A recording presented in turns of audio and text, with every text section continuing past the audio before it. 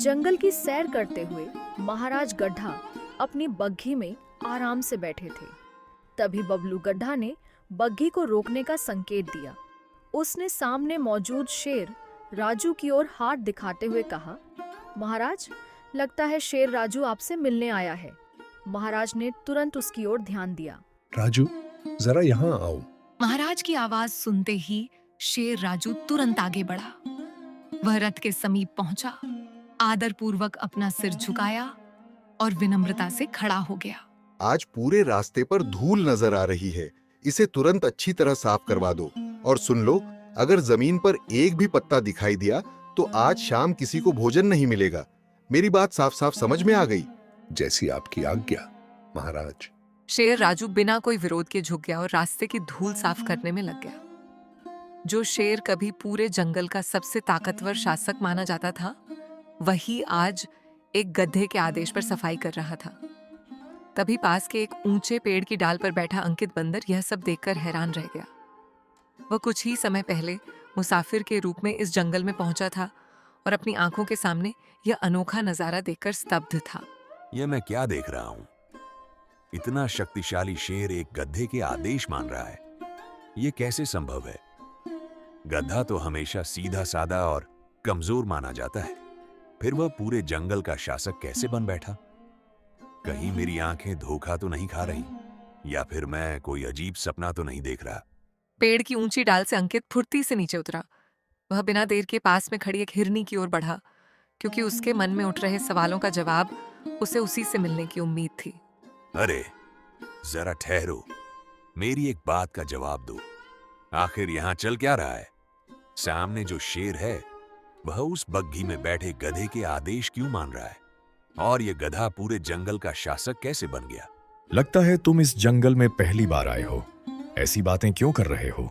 हमारे लिए तो महाराज गधा ही हमेशा से शासक रहे हैं। जब से हमने होश संभाला है, तभी से वही इस जंगल की गद्दी पर बैठे हैं। क्या सच में?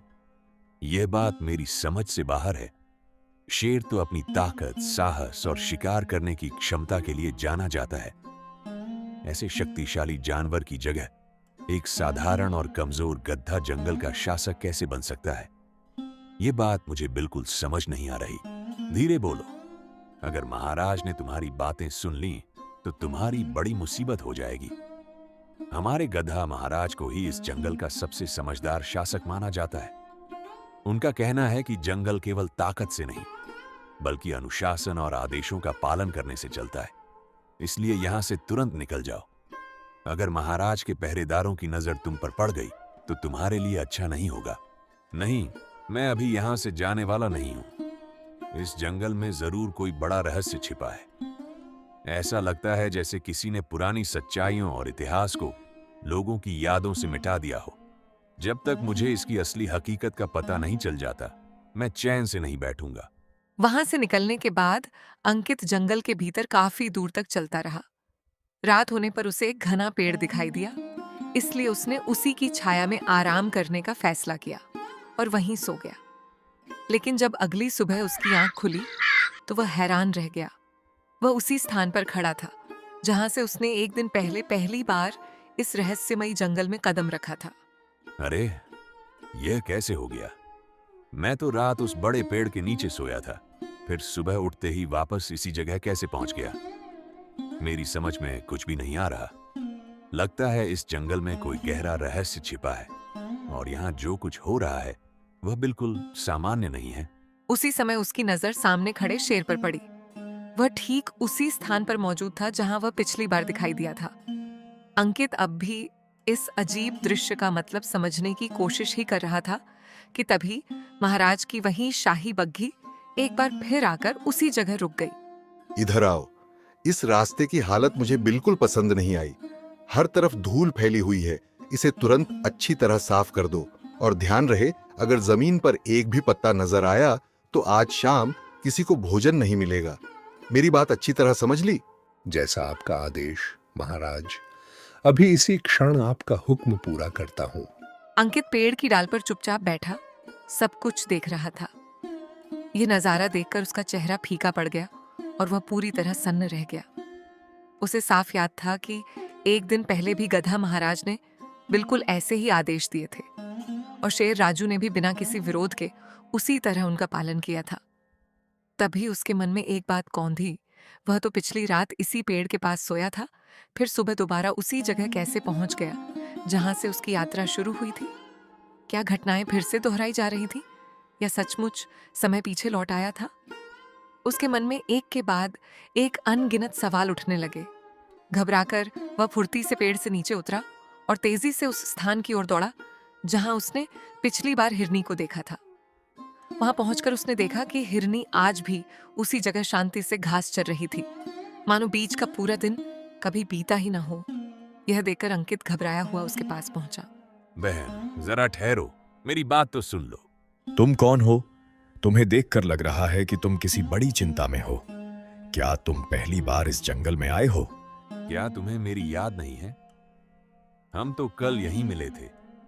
तुमने इसी जगह मुझे बताया था कि इस इलाके की घास बहुत अच्छी है और गधा महाराज भी कल इसी रास्ते से निकले थे।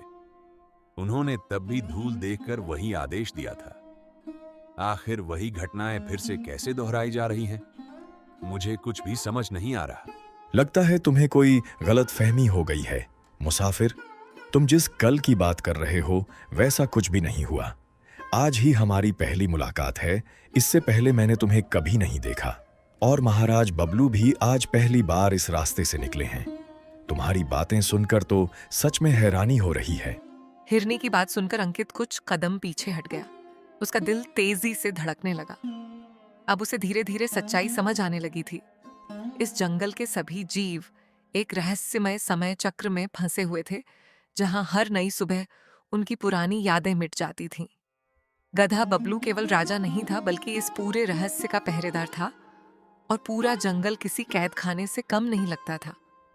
तभी अंकित के मन में एक डरावना विचार आया। अगर उसने इस रहस्य का पता लगाकर इस चक्र को नहीं रोका तो एक दिन उसकी अपनी यादें भी गायब हो जाएंगी। फिर वह भी भूल जाएगा कि वह कौन है और इस जंगल में क्यों आया था। ये सोचकर उसने सच्चाई तक पहुंचने का फैसला किया। कुछ देर बाद वह एक साधारण मुसाफिर का रूप बनाकर बबलू गधे के भव्य दरबार में पहुंचा। ऊंचे सिंहासन पर बबलू बैठा था, जबकि शेर राजू और बाघ वीर सिर झुकाए शांत खड़े थे। महाराज की जय हो। मेरा नाम अंकित है। बहुत साल पहले मैं अपनी माँ के साथ इस जंगल से दूर चला गया था। आज इतने वर्षों बाद अपनी जन्मभूमि को फिर से देखने और पुरानी यादों को ताजा करने के लिए वापस लौटा हूँ। अच्छा, तो तुम बीते समय के लौटे हुए यात्री हो। बताओ, इतने वर्षों बाद हमारे इस बदले हुए जंगल को देखकर तुम्हें कैसा महसूस हो रहा है? क्या तुम्हें हमारा नया और व्यवस्थित जंगल पसंद आया? महाराज, यदि मैं सच कहूं तो यहाँ का दृश्य देखकर मैं पूरी तरह हैरान रह गया। बचपन से यही सुनता आया था कि जंगल का शासन हमेशा शेर के हाथ में होता है, लेकिन यहाँ तो सब कुछ अलग दिखाई दे रहा है। आप सिंहासन पर विराजमान हैं और शेर आपके आदेशों का पालन कर रहा है। आखिर यह बदलाव कैसे आया? इसे चमत्कार मत समझो, इसे समझदारी की जीत कहो। पुराने नियम अब बीते जमाने की बात है।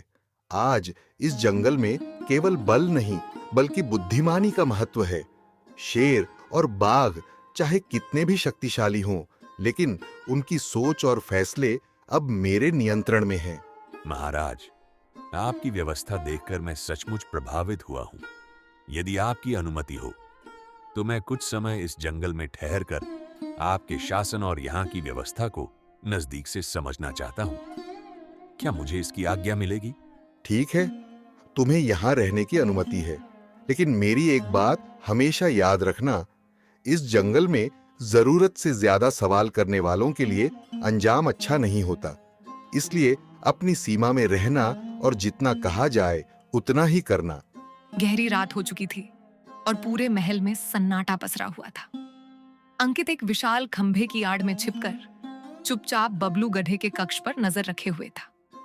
कुछ ही देर बाद बबलू धीरे धीरे कमरे से बाहर निकला। वह बेहद सावधानी से कदम बढ़ा रहा था और हर कुछ पल बाद पीछे मुड़कर यह सुनिश्चित कर रहा था कि कहीं कोई उसका पीछा तो नहीं कर रहा। यह हर रात इसी समय चुपके से बाहर क्यों निकलता है? पिछले कई दिनों से मैं यही देख रहा हूं। रात होते ही इसका व्यवहार पूरी तरह बदल जाता है। दिन में जैसा दिखाई देता है वैसा बिल्कुल नहीं रहता। लगता है इसके पीछे कोई बड़ा रहस्य छिपा है। आज मैं इसका पीछा करके सच का पता लगाए बिना नहीं लौटूंगा। बबलू चलते चलते जंगल की सबसे रहस्यमयी और भयावह गुफा के प्रवेश द्वार तक पहुंच गया। कुछ दूरी पर उसका पीछा कर रहा अंकित एक ऊंचे पेड़ से फुर्ती से नीचे उतरा और पास की बड़ी चट्टान की ओट में छिप गया। तभी बबलू ने गुफा के सामने मौजूद एक छिपे हुए पत्थर को सरकाया, जिससे गुप्त रास्ता खुल गया और वह भीतर चला गया। उसके अंदर जाते ही अंकित भी पूरी सावधानी के साथ उसी मार्ग से गुफा में दाखिल हो गया। गुफा के अंदर चारों ओर गहरे लाल रंग की रहस्यमयी रोशनी फैल रही थी, जिससे पूरा वातावरण और भी डरावना लग रहा था। आखिर मैं पहुंच ही गया। आज का पहरा भी सफलतापूर्वक पूरा हो गया। ये आखिर क्या चीज है? ये पत्थर इतनी तेज रोशनी क्यों बिखेर रहा है? और ये गधा, ये तो उससे ऐसे बात कर रहा है जैसे वह कोई जीवित प्राणी हो। मेरी अनमोल लाल मणि, तुम्हारी शक्ति ही मेरी सबसे बड़ी ताकत है। अगर तुम मेरे पास न होती तो शायद यह जंगल बहुत पहले मेरे हाथ से निकल चुका होता। आज जो भी अधिकार और सम्मान मुझे मिला है उसके पीछे तुम्हारा ही योगदान है। राजू के पिता पर मैंने बल के भरोसे नहीं बल्कि अपनी चालाक योजना से विजय पाई थी। उस दिन की घटना आज भी मेरी यादों में ताजा है। सचमुच इस जंगल के अधिकांश जीव बिना सच्चाई जाने हर बात पर आसानी से विश्वास कर लेते हैं। क्या तो पुराने राजा की जान इसी ने ली थी? ये सब सिर्फ इस लाल मणि को पाने के लिए किया गया? अब मुझे समझ में आ रहा है कि इस पूरे रहस्य के पीछे असली वजह क्या है। यह समय का चक्र, हर सुबह का बार बार उसी तरह लौट आना, यह सब तुम्हारी शक्ति से ही संभव है। मैंने तुम्हें ऐसी गुप्त और सुरक्षित जगह पर छिपा कर रखा है जहां कोई पहुंच भी नहीं सकता। अगर यह चक्र कभी टूट गया तो इन सभी जानवरों की खोई हुई यादें वापस लौट आएंगी। फिर उन्हें सब कुछ याद आ जाएगा कि उनका असली राजा कौन था। उसके बाद वे मुझे कभी नहीं छोड़ेंगे। इसलिए मैं किसी भी कीमत पर इस रहस्य और इस समय चक्र को टूटने नहीं दूंगा। तो असली सच्चाई यही है। इस रहस्यमयी मणि की शक्ति ने पूरे जंगल को एक ही दिन के अंतहीन चक्र में बांध रखा है। यहां रहने वाला हर जीव उसी समय चक्र में फंसा हुआ है। और यह गधा, यह तो किसी निर्दयी शासक से कम नहीं है। हे लाल मणि, मुझे अपनी शक्ति देती रहो। जब तक तुम्हारा साथ मेरे पास है, इस जंगल का शासन मेरे हाथों से कोई नहीं छीन सकता। कल फिर वही सुबह होगी, वही घटनाएं दोहराई जाएंगी और किसी को भी इस रहस्य का पता नहीं चलेगा। बाकी सभी जीव अनजान बने रहेंगे, जबकि सच्चाई केवल मुझे ही मालूम होगी। अब अंकित के सामने पूरा रहस्य साफ हो चुका था। सच्चाई जानकर उसके मन में डर भी बैठ गया। उसे एहसास था कि अगर बबलू को जरा भी पता चल गया कि कोई उसकी हरकतों पर नजर रखे हुए है तो वह उसे किसी भी हाल में जिंदा नहीं छोड़ेगा। इसीलिए अंकित ने तय किया कि अब उसे हर कदम बेहद सावधानी और समझदारी से उठाना होगा। अब मुझे सब समझ में आ गया। बबलू की असली ताकत वह खुद नहीं बल्कि यह रहस्यमयी मणि है। यही उसकी सबसे बड़ी कमजोरी भी है। अगर यह मणि नष्ट हो गई तो समय का यह अंतहीन चक्र टूट जाएगा और सबकी यादें वापस लौट आएंगी। लेकिन अभी यहां रुकना खतरे से खाली नहीं है। पहले मुझे सुरक्षित बाहर निकलकर एक ठोस योजना तैयार करनी होगी। बबलू अब भी उस रहस्यमयी मणि के सामने लगातार कुछ बड़बड़ा रहा था। इसी बीच अंकित पूरी सावधानी के साथ धीरे धीरे पीछे हटने लगा। बिना कोई आवाज किए वह गुफा के घने अंधेरे में खो गया। बबलू को जरा भी एहसास नहीं हुआ कि उसका सबसे बड़ा रहस्य अब किसी और की नजरों से छिपा नहीं रहा। गुफा का पूरा भेद जानने के बाद अंकित तेजी से वहां से निकला और सांसें फूलती हुई हालत में शेर राजू के पास पहुंच गया। राजू, मेरी बात ध्यान से सुनो। जिसे तुम अपना महाराज मानते हो वही तुम्हारा सबसे बड़ा शत्रु है। वह कोई सच्चा शासक नहीं बल्कि एक निर्दयी हत्यारा है। मुसाफिर, अपनी हद में रहो। महाराज बबलू के विरुद्ध एक भी अपमानजनक शब्द मत कहना। यहाँ उनका सम्मान सबसे ऊपर है। वे हमारे संरक्षक हैं, हमारे मार्गदर्शक हैं। उनके खिलाफ बोलने की सजा बहुत कठोर होती है। जिसे तुम अपना भाग्य बनाने वाला समझते हो, वही तुम्हारे पिता की मौत का जिम्मेदार है। वह उस रहस्यमयी लाल मणि की शक्ति से हर रात तुम सबकी यादें मिटा देता है। तुम सब एक ऐसे अंतहीन समय चक्र में कैद हो, जहां हर नई सुबह सब कुछ फिर से शुरू हो जाता है। बस अब एक शब्द भी मत कहना। मैं महाराज के बारे में कोई अपमानजनक बात नहीं सुन सकता। उन्हीं की वजह से हमारा जंगल सुरक्षित है। बेहतर होगा कि तुम तुरंत यहां से चले जाओ, नहीं तो मुझे मजबूर होकर तुम्हें बंदी गृह की अंधेरी कोठरी में भिजवाना पड़ेगा। अंकित धीरे धीरे पीछे हट गया। अब उसे साफ समझ में आ चुका था कि राजू की सोच उस रहस्यमयी मणि के प्रभाव में पूरी तरह फंस चुकी है। उस पर उस जादू का इतना गहरा असर था कि वह सच को पहचान ही नहीं पा रहा था। अगर तुम सच्चाई को नहीं समझ पाओगे तो मुझे ही इस पूरे इतिहास को बदलने का कदम उठाना पड़ेगा। बबलू, तुम्हारी यह चाल और तुम्हारी सारी साजिश आज रात खत्म हो जाएगी। रात हो चुकी थी। अंकित एक बार फिर उसी रहस्यमयी गुफा के पास पहुंच गया, जहां कई गहरे राज छिपे हुए थे। यही वह पत्थर है जिसकी शक्ति ने हजारों प्राणियों को एक ही दिन के अंतहीन चक्र में बांध रखा है। अंकित ने गहरी सांस ली और दृढ़ आवाज में कहा, आज मैं तुम्हारी इस शक्ति का अंत कर दूंगा और तुम्हें हमेशा के लिए खत्म कर दूंगा। अंकित ने उस लाल मणि को वेदी से उठाया और बिना देर किए उसे जलती हुई मशाल की आग में फेंक दिया। मणि अचानक कांपने लगी। उसमें से एक डरावनी आवाज गूंज उठी और कुछ ही पल में वह काले धुएं में बदलकर हवा में गायब हो गई। उसी समय गुफा के अंदर फैली रहस्यमयी शक्ति टूटने लगी और ऐसा महसूस हुआ जैसे कोई जादुई बंधन खत्म हो रहा हो।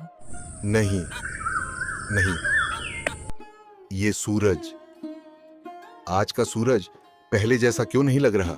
इसकी किरणें इतनी तेज और अलग क्यों महसूस हो रही हैं? राजू, राजू कहां चले गए? तुम कहां हो? मैं यहीं खड़ा हूं बबलू, लेकिन अब मेरी आवाज में वह डर और मजबूरी नहीं है जो पहले हुआ करती थी। अब मैं आजाद हूं और सच को पहचान चुका हूं। तुम मुझसे इस अंदाज में बात करने की हिम्मत कैसे कर रहे हो? क्या तुम्हें अपनी जान की कोई परवाह नहीं है? क्या तुम खुद को मौत के करीब ले जाना चाहते हो? अब तुम मुझे डराकर नहीं रोक सकते बबलू। अगर तुम मुझे नुकसान भी पहुंचाओगे तो यह दिन दोबारा शुरू नहीं होगा। आज का समय वहीं से आगे चलेगा जहां तुमने इसे थामा था। मुझे सब कुछ याद है, मेरे पिता, उनकी आखिरी आवाज और तुम्हारी वह कायर हरकत। क्या तुम्हें सच में सब कुछ याद आ गया है? लेकिन यह संभव कैसे हो सकता है? नहीं, मैं तुम्हारी कोई बात नहीं सुनना चाहता। मुझे अपनी गुफा तक पहुंचना होगा। मेरी मणि ही मुझे बचा सकती है, वही मेरी ताकत है। तभी वहां अंकित पहुंच जाता है। बबलू उसे देखकर गुस्से में कहता है, अरे बंदर, मेरे रास्ते से हट जाओ। क्या तुम्हें पता नहीं कि मैं कौन हूं? मैं इस पूरे जंगल का मालिक हूं। भगवान? नहीं बबलू, तुम कोई भगवान नहीं हो।